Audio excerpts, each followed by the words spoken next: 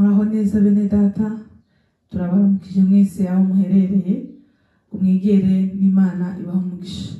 Twongeye kubaha akaze kugira ngo tubane muri uyu mwaka kandi wa 2023 nk'uko twabanye n'indi myaka yose. Turacari kumwe, turacari mu murongo, turacakunze Imana kugira ngo dukomeze tuyikorere muri kino gihe ndetse no mu gihe kizaza. Imana rero ibaha umugisha.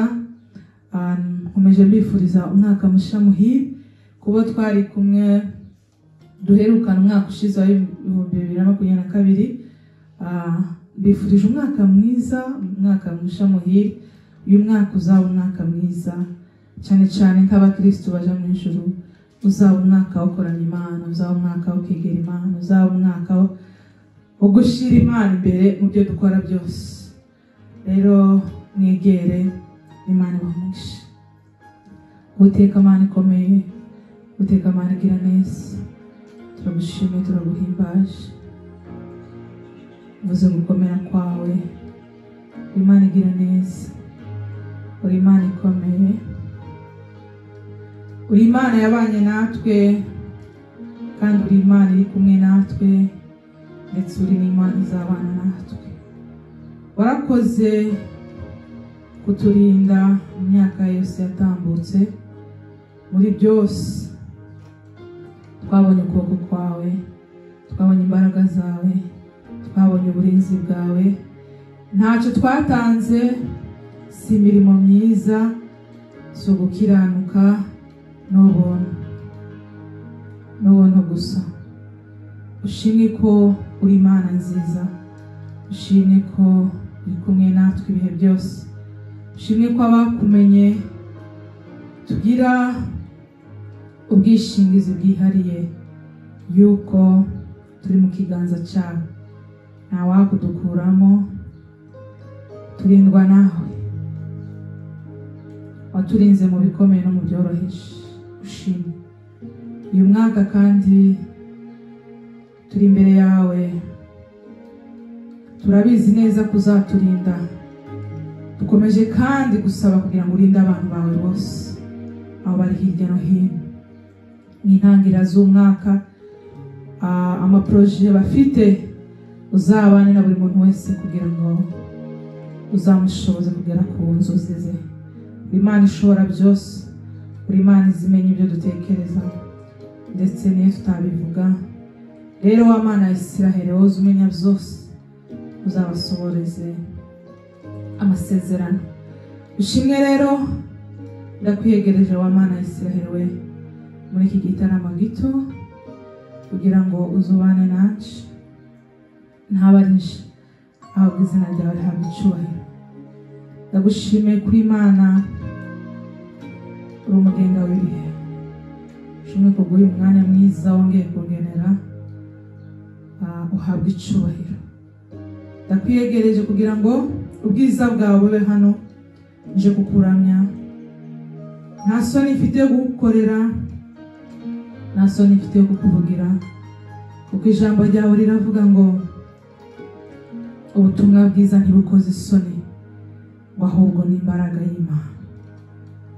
Herwa cyane n'ishema yuko mu bapfire ndimo, mu bana bawe ndimo, kandi ni umurage wo kugukorera. Ushimwe kandi uhabwe icyubahiro. Ubane natwe kandi icyubahiro kizahora ari cyawe none n'ibihe bidashira. Amen.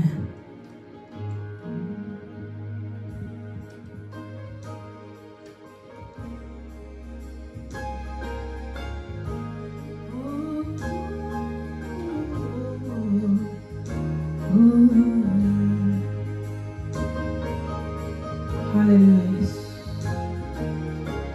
Hallelujah.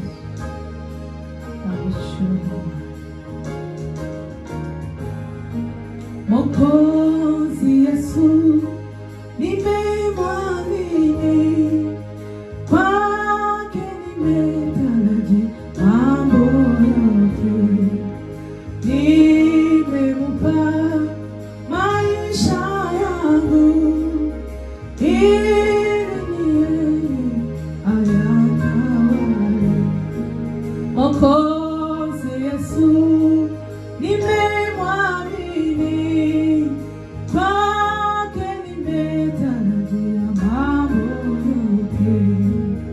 Nimemupa maisha yangu ili ni yeye ayatawale. E Bwana Yesu, nitakutukuza kwa kuwa wewe wanameza mbele ya watesi wangu. E Bwana Yesu, nitakutukuza kwa kuwa wewe wanameza mbele ya watesi wangu. E Bwana Yesu, nitakutukuza kwa kuwa wewe wanameza mbele ya watesi wangu. E Bwana Yesu, nitakutukuza kwa kuwa wewe wanameza mbele ya watesi wangu. Hallelujah, hallelujah, hallelujah.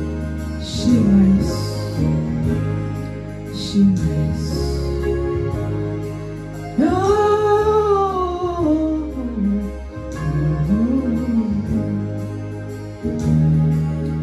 Nami wanje Yesu uringabikingira, Mungu simbere n'inyuma, sindikaba na Satani. Mungu simbere n'inyuma, sindikaba na Satani. Nami wanje Yesu uringabikingira, Mungu simbere n'inyuma, sindikaba na Satani. Mungu simbere n'inyuma, sindikaba na Satani. Mungu simbere n'inyuma, sindikaba na Satani. Mungu simbere n'inyuma, sindikaba na Satani. Mungu simbere n'inyuma, sindikaba na Satani. Hallelujah, hallelujah. Imana ishimwe kandi ihabwe icyubahiro. Reka dusome ijambo ry'Imana hano.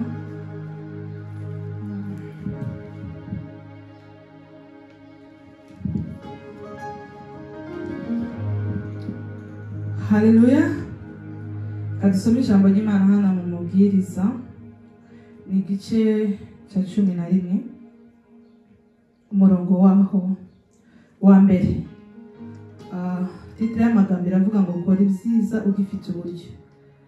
Umurongo wa mbere uravuga ngo yanyagiza imbuto yawe ku mazi, kuko nigisohora uzayibona hashize iminsi myinshi. Ubibanye 7 ndetse n'8, kuko utazi ibyago bizatera ku isi ibyo ari byo. Haleluya. Nifuje kubasangiza uyu murongo mu mubwiriza atubwiye gukora ibyiza udacogora, atubwiye kubiba.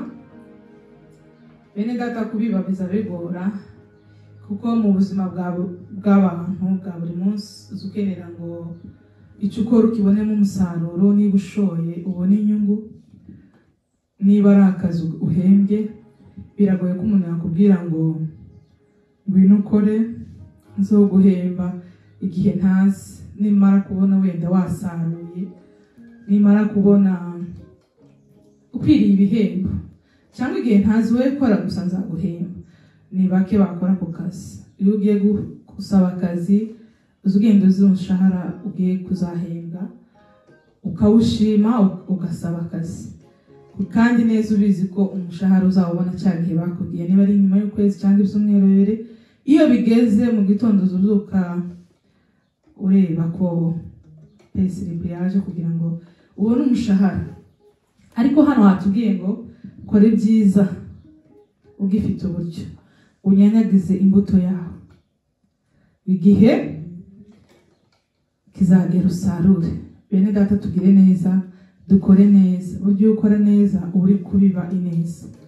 Iyo ukora neza ubu biba ibintu byiza, kandi byanga byakunda ubu uzasarura umusaruro mwiza. Byatinda byakwihuta ubu uzasarura.